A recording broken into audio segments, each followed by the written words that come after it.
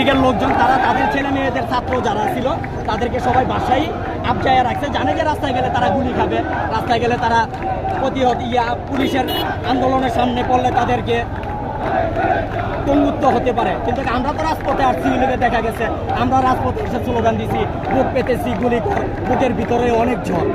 আর আমাদের শহীদ রাষ্ট্রপতি জিয়াউর রহমানের যে আদর্শ, সেই আদর্শ অনুসারে আমরা রাজনীতি করতে যাই। আমরা কখনো কারো গায়ে, অন্তত পক্ষে পারিষদকে কখনো কারো গায়ে হাত দিইনি। আমরা সামাজিকভাবে আন্দোলন পর্যন্ত সবসময় আমাদের নেতা বলে গেছে শান্তিপূর্ণ আন্দোলন।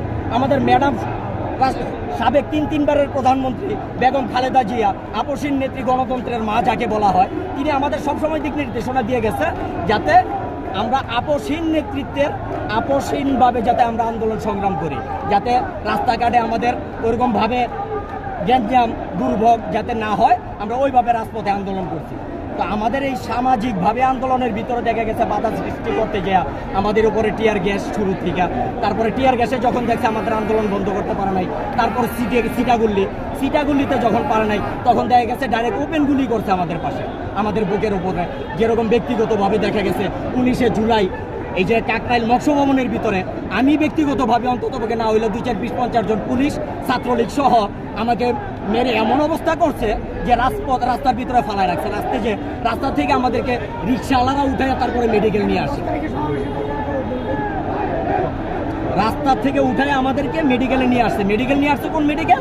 এই যে আপনাদের পাশেই এখানে ইসলামী হাসপাতাল, এই যে নাইটেঙ্গেল মোড় ইসলামী হাসপাতাল। ইসলামী হাসপাতালে আসার পরে এখানেও পরিস্থিতি কি অবস্থা, আমরা ভিতরে ঢুকছি, ভিতরে ঢুকার পরে দেখা গেছে আমরা যে বেডের ভিতরে শোয়া, কপাল এরকম অবস্থা খারাপ করছে স্বৈরাচারী হাসিনায়। মরার আগে ওই যে উলু পাকনা গজায় কখন মরিবার তরে, তখন ওনার এরকম ভাবেই পাকনা গজাইছিল, মরিবার তরেই গজাইছে। আমাদের মেডিকেলের ভিতরে ঢুইকা পর্যন্ত বেডের ভিতরে টিয়ার গ্যাস, ওপেন রায়ের লাঠি সোটা দিয়ে পিটানি, গুলি, মেডিকেল থেকে আমাদের অসুস্থ অবস্থায় পিঠায় বাই করে দিয়েছে যে আমরা চিকিৎসাটা পর্যন্ত নিতে পারিনি স্বৈরাচারের আমলে। তা আমরা তো তারপরে রাজপথ ছেড়ে যাই নাই। আমাদের সমন্বয় এখন এনসিপি যোগ দল যারা, তাদেরকে আমরা রাজপথে ফালায় রেখে আমরা পলায় যাই নাই। আমাদের দিক নির্দেশনা রাজপথের ছিল, ছাত্ররা আছে, ছাত্রদেরকে তোমরা ব্যাকআপ দাও, ছাত্রদেরকে তোমরা সহযোগিতা করো, ছাত্রদের মনের ভিতরে তোমরা মনোবল ঢুকাই দাও, ছাত্রদেরকে তোমরা আগায় দাও, তোমরা পিছনে থাকো, ছাত্রদেরকে সামনে দাও। আমরা এভাবে আন্দোলন করছি জুলাই, আগস্ট।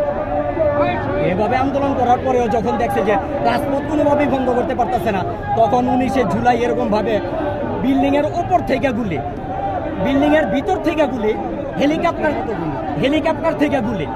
আরে ভাই, একটা মিছিলের লোকের যদি একটা জাতীয়তাবাদী দলের আদর্শের ভিতরে যদি আপনি এটাকে দমানোর জন্য যদি আপনি হেলিকপ্টার থেকে